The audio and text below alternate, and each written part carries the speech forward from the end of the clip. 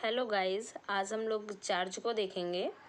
आरोप को चार्ज को परिभाषित कीजिए तथा चार्ज के विरचन का उद्देश्य स्पष्ट कीजिए। चार्ज की अंतर्वस्तु का संक्षेप में उल्लेख कीजिए। ये क्वेश्चन आप लोग नोट कर लीजिए। अब देखिए इसको कैसे इसका मेंस के अकॉर्डिंग लिखना है।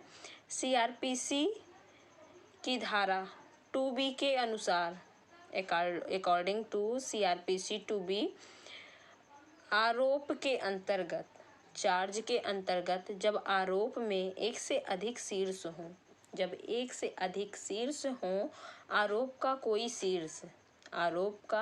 शीर्ष फिर से देखिए इसको। दंड प्रक्रिया संहिता 2B के अनुसार आरोप के अंतर्गत जब आरोप में एक से अधिक शीर्ष हो आरोप का कोई शीर्ष।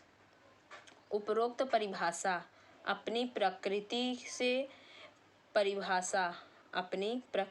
परिभाषा कम तथा स्पष्टीकरण से ज़्यादा प्रतीत होता है। उपरोक्त परिभाषा अपनी प्रकृति से परिभाषा कम तथा स्पष्टीकरण ज़्यादा प्रतीत होता है। दूसरे शब्दों में संहिता की धारा 2B में उपबंधित आरोप शब्द की परिभाषा संतोषजनक एवं व्यवहारिक प्रतीत नहीं होती है। जो परिभाषा उपबंधित आरोप शब्द की परिभाषा संतोषजनक एवं व्यवहारिक प्रतीत नहीं होती है। सामान्यतः आरोप से तात्पर्य दांडिक न्यायालय द्वारा विचारण के परिप्रेक्ष्य में अभियुक्त पर लगाए गए आक्षेप को कहते हैं। आरोप का विरचन एक न्यायिक प्रक्रिया है। दंड प्रक्रिया संहिता की द्वितीय अनुसूची का प्रारूप संख्या 32 आरोपों के विरचन का औपचारिक रूप प्रदर्शित करता है। प्रारूप संख्या 32 में एक शीर्ष वाले तथा एक से ज़्यादा शीर्ष वाले आरोपों के शीर्ष दिए गए हैं। एक बार फिर इसको देख लीजिए। उपरोक्त परिभाषा अपनी प्रकृति से परिभाषा कम तथा स्पष्टीकरण से ज़्यादा प्रतीत होती है। दूसरे शब्दों में संहिता में धारा 2B में उपबंधित आरोप शब्द की परिभाषा संतोषजनक एवं व्यवहारिक प्रतीत होती है। सामान्यतः आरोप से तात्पर्य दांडिक न्यायालय द्वारा विचारण के परिप्रेक्ष्य में अभियुक्त पर लगाए गए आक्षेप को कहते हैं। आरोप का विरचन एक न्यायिक प्रक्रिया है। दंड प्रक्रिया संहिता की द्वितीय अनुसूची का प्रारूप संख्या 32 आरोपों के विरचन का औपचारिक रूप प्रदर्शित करता है। प्रारूप संख्या 32 में एक शीर्ष वाले तथा एक से ज़्यादा शीर्ष वाले आरोपों के शीर्ष दिए गए हैं। दंड प्रक्रिया संहिता का चैप्टर 17 धाराएं 21 से 224 में आरोपों के संबंध में हैं। सीआरपीसी के चैप्टर 17 सेक्शन 221 से 224 आरोपों से संबंधित है। देखिए अब हेडिंग डाल सकते हैं आप लोग। आरोप का उद्देश्य आरोप का विरचन व उनमें अनेक बातों का समावेश सउद्देश्य किया जाता है। निश्चय विचारण सुनिश्चित करने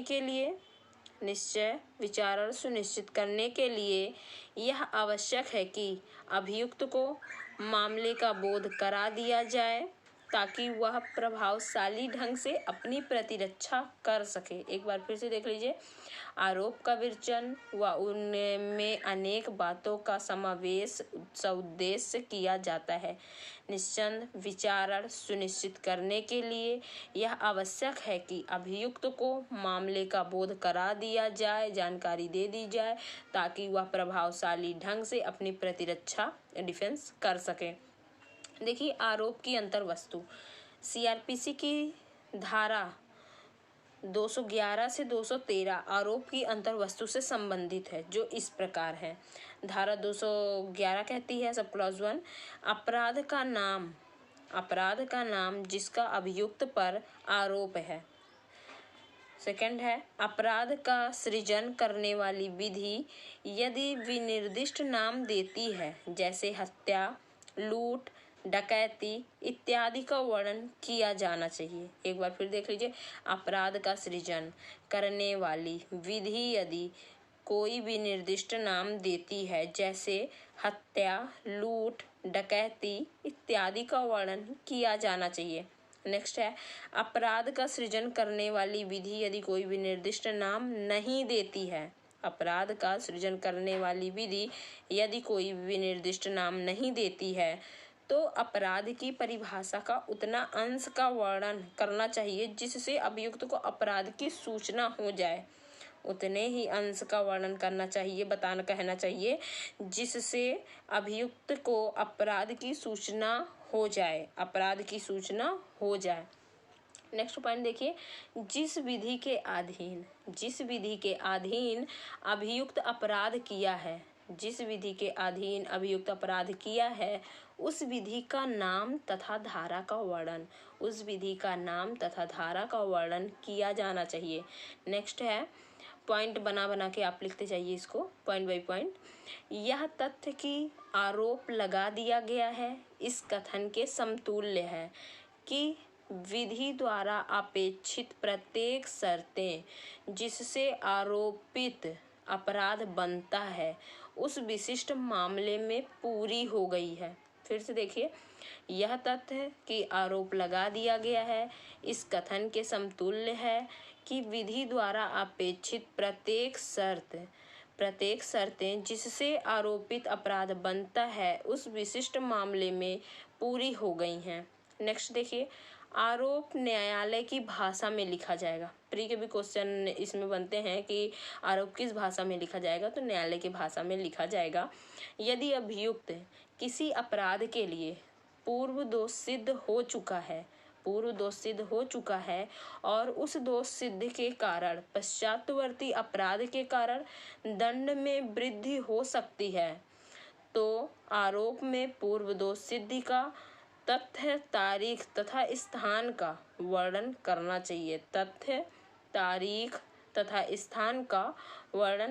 चाहिए। देखिए, नेक्स्ट हेडिंग डाल सकते हैं, इसका अलग से भी क्वेश्चन बनाया जा सकता है। बनता है समय, स्थान तथा व्यक्ति के बारे में विशिष्टियां। धारा 212 अपेक्षा करती है कि आरोप में अपराध से संबंधित विशिष्टियों का उल्लेख होना चाहिए, जैसे अपराध का समय, स्थान और व्यक्ति अथवा वस्तु जिसके विरुद्ध अपराध किया गया है, ताकि अभियुक्त उचित व पर्याप्त रूप से सूचना मिल जाए जिसका उस पर आरोप है। एक बार फिर से देखिए इसको, धारा 212 अपेक्षा करती है कि आरोप में अपराध से संबंधित विशिष्टियों का उल्लेख होना चाहिए, जैसे अपराध का समय, स्थान और व्यक्ति अथवा वस्तु जिसके विरुद्ध अपराध किया गया है, ताकि अभियुक्त उचित व पर्याप्त रूप से सूचना मिल जाए जिसका उस पर आरोप है। परंतु यदि अभियुक्त पर आपराधिक न्यास भंग या बेईमानी से धन या जंगम संपत्ति के दुर्विनियोग का आरोप है। देखिए फिर से, परंतु यदि अभियुक्त पर आपराधिक न्यास भंग या बेईमानी से धन या जंगम संपत्ति के दुर्विनियोग का आरोप है तो अपराध करने की ठीक तारीख का उल्लेख करना आवश्यक नहीं है, बल्कि इतना ही पर्याप्त होगा कि जिस संबंध में अपराध हुआ है उसका उल्लेख कर दिया जाएगा। देखिए धारा 213 सेक्शन 213, यदि 211 व 212 में वर्णित विशिष्टियां अभियुक्त को उस बात की जिसका उस पर आरोप है पर्याप्त सूचना नहीं देती है तो उस स्थिति में उस रीति का भी उल्लेख करना आवश्यक होगा। फिर से देखिए सेक्शन 213, यदि 211 व 212 में वर्णित विशिष्टियां अभियुक्त को उस बात की जिसका उस पर आरोप है पर्याप्त सूचना नहीं देती है तो उस स्थिति में उस रीति का भी उल्लेख करना आवश्यक होगा। देखिए इसका एग्जाम्पल, जैसे उदाहरण, ए पर बी के साथ छल करने का आरोप है। आरोप में उस रीति का जिस रीति से ए ने बी के साथ छल किया है उल्लेख किया जाएगा। जैसे नेक्स्ट इसमें देखिए हेडिंग भी आप इसका डाल सकते हैं, आरोप के विवेचन में हुई त्रुटि एवं लोप को कब सारवान समझा जाएगा। आरोप के विवेचन में हुई त्रुटि एवं लोप को कब सारवान समझा जाएगा। क्या न्यायालय आरोप में परिवर्तन कर सकता है। देखिए इसका आंसर, आरोप के विवेचन में हुई त्रुटि या लोप को तब तक सारवान समझा जाएगा जब तक गलती व त्रुटि के कारण अभियुक्त वास्तव में भुलावे में पड़ गया है या अभियुक्त व्यक्ति के साथ वस्तुतः न्याय नहीं हो पाया है। यह धारा स्पष्ट करती है कि आरोप में अपराध की विशिष्टियों का उल्लेख करने में यदि कोई अनियमितता हुई है तो वह महत्वपूर्ण नहीं है और उससे विचारण व परिणाम प्रभावित नहीं होगा। देखिए फिर से एक बार इसको देख लीजिए, आरोप के विवेचन में हुई त्रुटि या लोप को तब सारवान समझा जाएगा जब उस गलती व त्रुटि के कारण अभियुक्त वास्तव में भुलावे में पड़ गया है या अभियुक्त व्यक्ति के साथ वस्तुतः न्याय नहीं हो पाया है। यह धारा स्पष्ट करती है कि आरोप में अपराध की विशिष्टियों का उल्लेख करने में यदि कोई अनियमितता हुई है तो वह महत्वपूर्ण नहीं है और उससे विचारण व परिणाम प्रभावित नहीं होगा। सीआरपीसी की धारा 216, इसको हेडिंग डाल सकते हैं आप लोग। सीआरपीसी की धारा 216 आरोप में परिवर्तन एवं परिवर्धन से संबंधित है। धारा 216 के अकॉर्डिंग 216 के अकॉर्डिंग कोई भी न्यायालय निर्णय सुनाए जाने के पूर्व किसी भी समय आरोप में परिवर्तन व परिवर्धन अभियुक्त को पढ़ाया या सुनाया जाएगा। यदि आरोप में किए गए परिवर्तन या परिवर्धन से न्यायालय की राय में विचारण को तुरंत आगे चलाने से अभियुक्त पर अपनी प्रतिरक्षा डिफेंस करने में या अभियोजक पर मामले के संचालन में कोई प्रतिकूल प्रभाव पड़ने की संभावना नहीं है।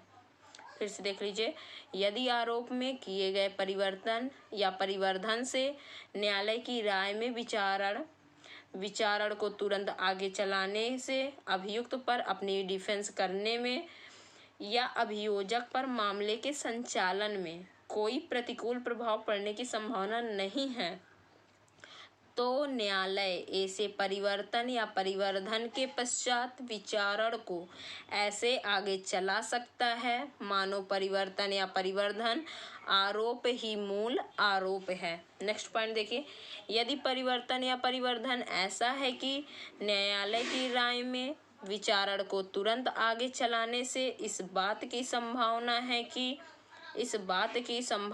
है कि अभियुक्त या अभियोजक पर विचारण आगे चलाने से प्रतिकूल प्रभाव पड़ेगा तो न्यायालय या तो नए विचारण का निर्देश दे सकता है या विचारण को उतनी अवधि के लिए जितना आवश्यक हो स्थगित कर सकता है। एक बार फिर इस पॉइंट को देख लीजिए, यदि परिवर्तन या परिवर्धन ऐसा है कि न्यायालय की राय में विचारण को तुरंत आगे चलाने से इस बात की संभावना है कि अभियुक्त या अभियोजक पर विचारण आगे चलाने से प्रतिकूल प्रभाव पड़ेगा यानी बुरा प्रभाव पड़ेगा तो न्यायालय या तो नए विचारण का निर्देश दे सकती है या विचारण को इतनी अवधि के लिए जितना आवश्यक हो स्थगित कर सकता है। नेक्स्ट पॉइंट देखिए, यदि परिवर्तित या परिवर्धित आरोप ऐसा है जिसके अभियोजन के लिए पूर्व अनुमति आवश्यक है तो उसे मामले में बिना अनुमति प्राप्त किए कोई कार्यवाही नहीं की जाएगी। फिर से एक बार इसको देखिए, यदि परिवर्तित या परिवर्धित आरोप ऐसा है जिसके अभियोजन के लिए पूर्व अनुमति आवश्यक है, तो उसे मामले में बिना अनुमति प्राप्त किए कोई कार्यवाही नहीं की जाएगी, कोई कार्यवाही नहीं की जाएगी। जैसे देखिए, इसी का हेडिंग डाल सकते हैं। नेक्स्ट पॉइंट है, इसका हेडिंग है, जब आरोप में परिवर्तन किया जाता है तब साक्ष्यों का पुनः बुलाया जाना, धारा 207। जब कभी विचारण प्रारंभ होने के पश्चात न्यायालय द्वारा आरोप में परिवर्तन या परिवर्धन किया जाता है, जब कभी विचारण प्रारंभ होने के पश्चात न्यायालय द्वारा आरोप में परिवर्तन या परिवर्धन किया जाता है, तब अभियोजक व अभियुक्त को किसी ऐसे साक्षी को जिसकी परीक्षा की जा चुकी है पुनः बुलाने की या पुनः समन करने की और उसकी ऐसे परिवर्तन व परिवर्धन के बारे में परीक्षा करने की अनुमति दी जाएगी। नेक्स्ट पॉइंट देखिए, किसी ऐसे अन्य साक्षी को जिसे न्यायालय आवश्यक समझे बुलाने की अनुमति दी जाएगी, दे सकेगा। किसी ऐसे अन्य साक्षी को जिसे न्यायालय आवश्यक समझे उसे बुलाने की अनुज्ञा दी जाएगी। देखिए, नेक्स्ट हेडिंग डाल लीजिए, वेरी इंपॉर्टेंट है ये। प्रत्येक भिन्न अपराध के लिए अलग आरोप लगाए जाएंगे। प्रत्येक भिन्न अपराध के लिए अलग आरोप लगाए जाएंगे तथा अलग उसका विचारण किया जाएगा। इस नियम के अपवाद को समझाइए। सेक्शन 218 218 आरोप और उसके संबंध में, आरोप और उसके संबंध में चलने वाले विचारण का पहला सिद्धांत यह है कि आरोपों और उसके संबंध में चलने वाले विचारण का पहला सिद्धांत यह है कि प्रत्येक भिन्न अपराध के लिए पृथक आरोप होगा और ऐसे प्रत्येक आरोप का पृथक विचारण किया जाएगा। यह सिद्धांत इसलिए अपनाया गया है कि अभियुक्त को अपने बचाव में किसी प्रकार की कठिनाई ना हो। एग्जाम्पल इसका देखिए, जैसे ए पर एक अवसर पर चोरी करने और दूसरे अवसर पर घोर उपहति कारित करने का आरोप है।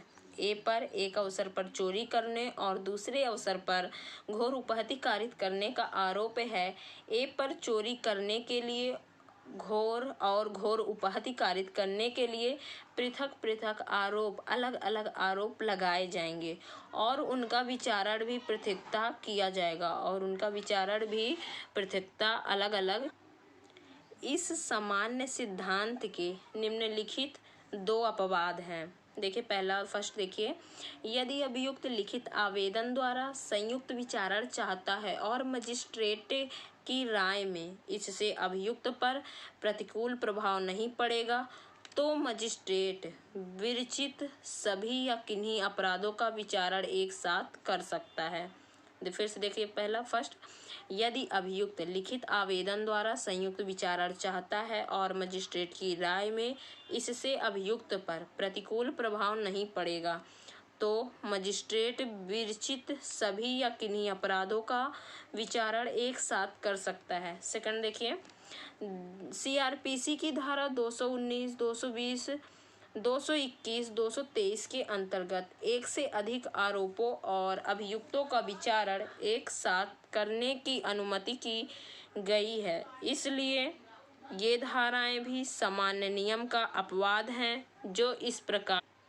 देखिए, नेक्स्ट हेडिंग है, एक ही वर्ष में किए गए एक ही किस्म के 3 अपराधों का आरोप एक साथ लगाया जा सकेगा, धारा 219। इसका क्वेश्चन बनता है, मेंस में काफ़ी बार बने हैं इसका, कि एक ही वर्ष में किए गए एक ही किस्म के 3 अपराधों का आरोप एक साथ लगाया जा सकेगा, धारा 219 में कहा गया, सेक्शन 290 में। यदि किसी व्यक्ति